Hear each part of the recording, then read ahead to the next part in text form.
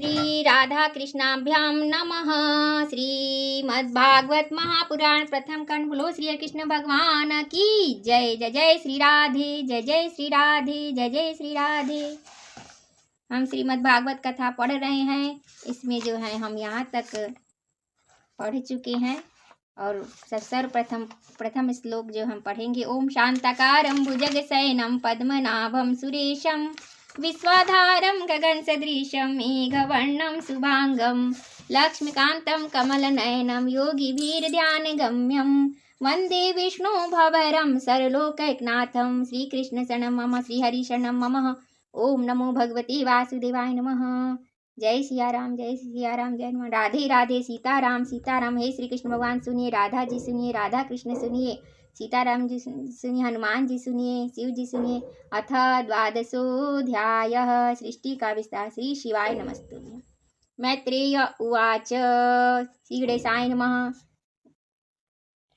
श्री मैत्रेय जी ने कहा, विदुर जी, यहाँ तक मैंने आपको भगवान की काल रूप महिमा सुनाई। अब जिस प्रकार ब्रह्मा जी ने जगत की रचना की वह सुनिए।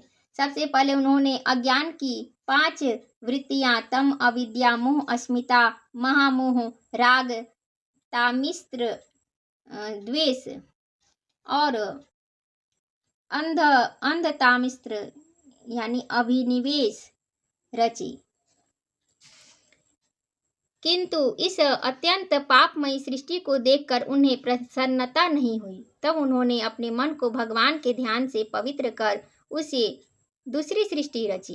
इस बार ब्रह्मा जी ने सनक, सनंदन, सनातन और सनत कुमार ये 4 निवृत्ति परायण ऊर्ध्वरेता मुनि उत्पन्न किए।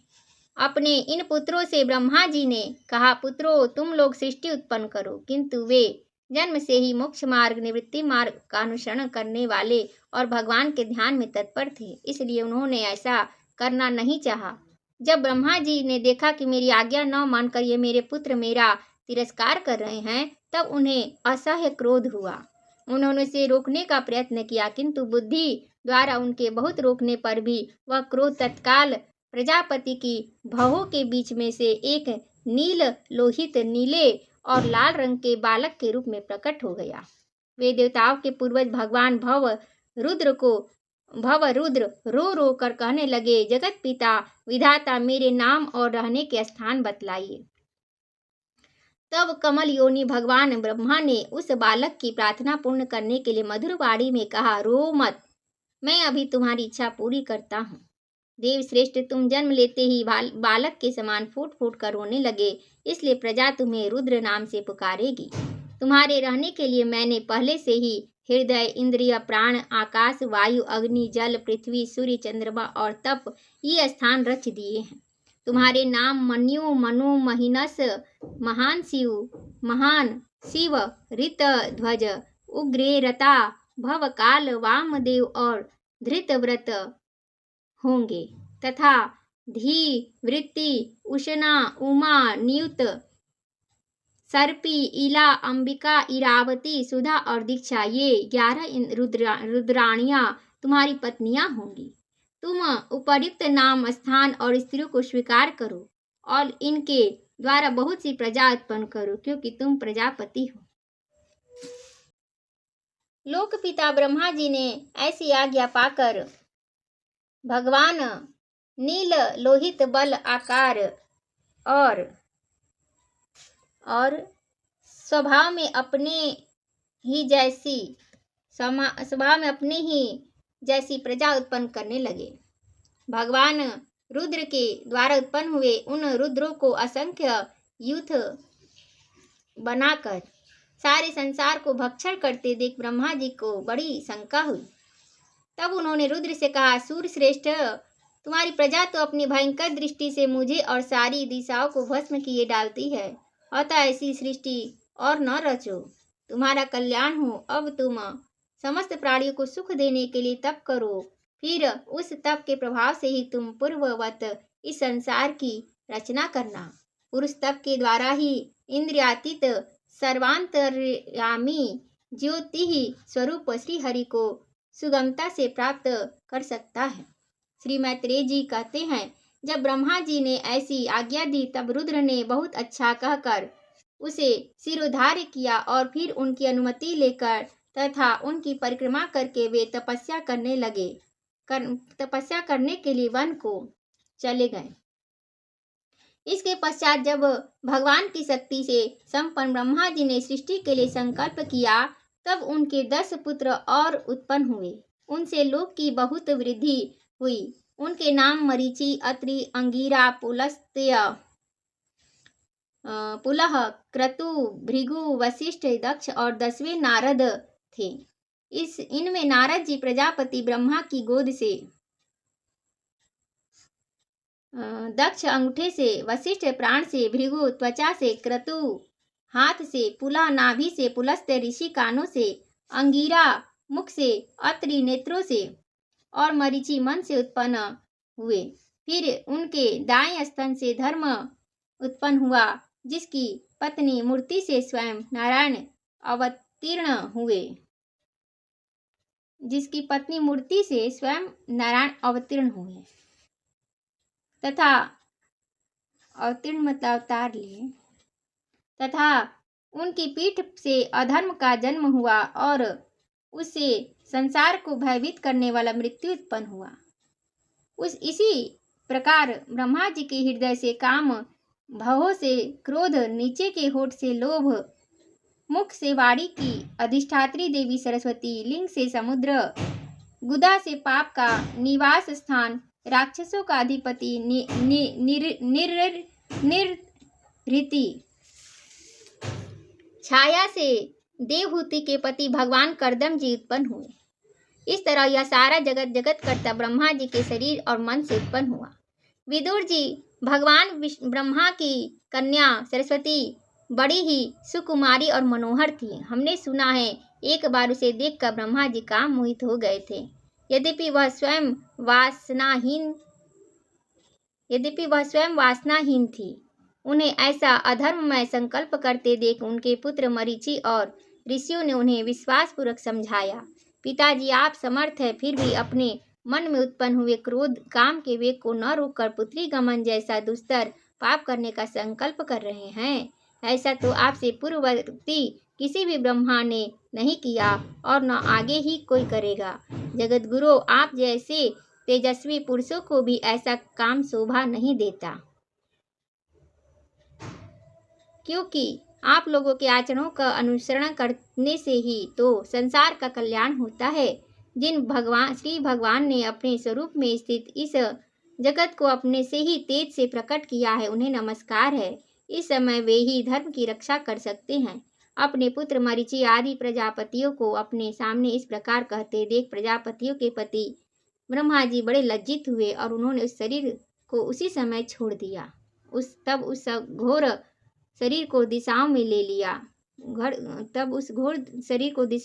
लिया और वहीं कोहरा हुआ, जिसे अंधकार भी कहते हैं।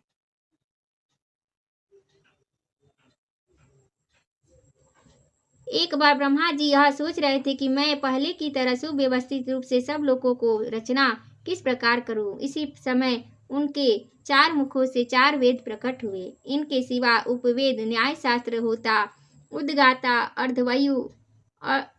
अध्वर्यु और ब्रह्मा, इन 4 ऋत्विजों के कर्म, यज्ञों का विस्तार, धर्म के चारण और चारों आश्रम तथा उनकी वृत्तियां, ये सब भी ब्रह्मा जी के मुखों से ही उत्पन्न हुए। विदुर जी ने पूछा, तपोधन विश्व रचयिताओं के स्वामी श्री ब्रह्मा जी ने जब अपने मुखों से इन वेदादि को रचा तो उन्होंने अपने किस मुख से कौन वस्तु उत्पन्न की, यह आप कृपा करके मुझे बतलाइए।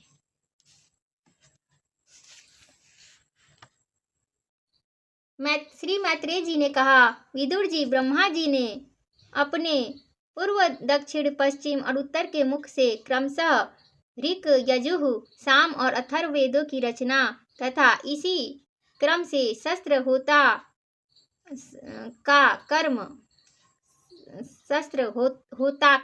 कर्म, इज्जा अधिरुवका कर्म, स्तुति, स्तोम, उद्गाता का कर्म और प्रायश्चित ब्रह्मा का कर्म, इन चारों की रचना की।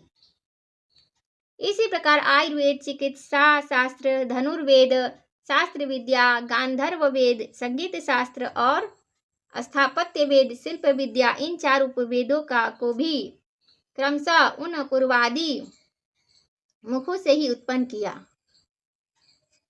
फिर सर्वदर्शी भगवान ब्रह्मा ने अपने चारों मुखों से इतिहास पुराण रूप पांचवा वेद बनाया। इसी क्रम से षोडशी और उक्त चयन और अग्निष्टोम, आप्तोर्याम और अतिरात्र तथा वाजपेय और गोसव, ये दो याग भी उनके पूर्वादि मुखों से ही उत्पन्न हुए। विद्या, दान, तप और सत्य, ये धर्म के चार पाद और वृत्तियों के सहित चार आश्रम भी इसी क्रम से प्रकट हुए। सावित्र, प्राजापत्य, ब्राह्म तथा बृहत, ये चार वृत्तियां ब्रह्मचारी की है तथा वार्ता, संचय, शालीन और शिलोक्ष, ये चार वृत्तियां गृहस्थ की है। इसी प्रकार वृत्ति भेद से वैखानस, वालखिल्य, औदुंबर और फेनप, ये चार भेद वानप्रस्थों के तथा कुटिचक, बहुदक, हंस और निष्क्रिय परमहंस, ये चार भेद सन्यासियों के हैं। अब यहाँ से इसी क्रम में आन्वीक्षिकी, त्रयी, वार्ता और दंडनीति, ये चार विद्याएं तथा चार व्याहृतियां भी ब्रह्मा जी के चार मुखों से उत्पन्न हुई तथा उनके हृदयाकाश से ओमकार प्रकट हुआ। उनके रोमों से उष्णिक, त्वचा से गायत्री, मांस से त्रिष्टुप, स्नायु से अनुष्टुप, अस्थियों से जगती, मज्जा से पंक्ति और प्राणों से बहती बृहति छंद उत्पन्न हुआ। ऐसे ही उनका जीव स्पर्श वर्ण, कवर्गादि पंचवर्ग और देह स्वरवर्ण अकरादि कहलाया। उनकी इंद्रियों को उष्म वर्ण, तलाबी स, मूर्धन्य स, दंत स, ह और बल को अंतस्थ य, र, ल, व कहते हैं तथा उनकी क्रीड़ा से निषाद, ऋषभ, गांधार, षडज, मध्यम, ध्यवत और पंचम, ये सात स्वर हुए। हे तात, ब्रह्मा जी शब्द ब्रह्म स्वरूप हैं। वे वैखरी स्वरूप से व्यक्त और ओमकार से अव्यक्त हैं तथा उनसे परे जो सर्वत्र परिपूर्ण पर ब्रह्म है, वही अनेकों प्रकार की शक्तियों से विकसित होकर इंद्र आदि रूपों से भास रहा है। विदुर जी, ब्रह्मा जी से पहला कामासक्त शरीर जिससे कुहरा बना था, छोड़ने के बाद दूसरा शरीर धारण करके विश्व विस्तार का विचार किया। वे देख चुके थे कि मरीचि और आदि महान शक्तिशाली ऋषियों से भी सृष्टि का विस्तार अधिक नहीं हुआ। अतः वे मन ही मन पुनः चिंता करने लगे, अहो बड़ा आश्चर्य है, मेरे निरंतर प्रयत्न करने पर प्रजा की वृद्धि नहीं हो रही है। मालूम होता है कि इसमें दैव ही कुछ विघ्न डाल रहा है। जिस समय यथोचित क्रिया करने वाले श्री ब्रह्मा जी इस प्रकार दैव के विषय में विचार कर रहे थे, उसी समय अकस्मात उनके शरीर के दो भाग हो गए। क ब्रह्मा जी का नाम है, उन्हीं से विभक्त होने के कारण शरीर को काय कहते हैं। उन दोनों विभागों से एक स्त्री पुरुष का जोड़ा प्रकट हुआ। उनमें जो पुरुष था वह सार्वभौम सम्राट स्वयंभुव मनु हुए और जो स्त्री थी वह उनकी महारानी शतरूपा हुई। तब से मिथुन धर्म स्त्री पुरुष संभोग से प्रजा की वृद्धि होने लगी। महाराज स्वयंभुव मनु ने शतरूपा से 5 संतानें उत्पन्न की। साधु शिरोमणि विदुर जी, उनमें प्रियव्रत और उत्तानपाद 2 पुत्र थे तथा आकृति, देवहूति और प्रसूति 3 कन्याएं थी। मनु जी ने आकुति का विवाह रुचि प्रजापति से किया। मझली कन्या देवहूति करदम जी को दी और प्रसूति दक्ष प्रजापति को। इन तीनों कन्याओं की संतति से सारा संसार भर गया।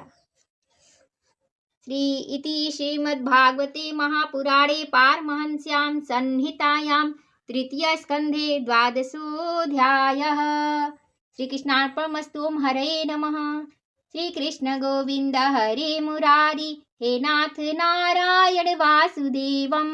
राधे कृष्णा कृष्णा कृष्णा, राधे कृष्णा कृष्णा कृष्णा, सीताराम सीताराम, राधे राधे राधे राधे राधे राधे राधे राधे। जय श्री राधे, जय श्री कृष्ण।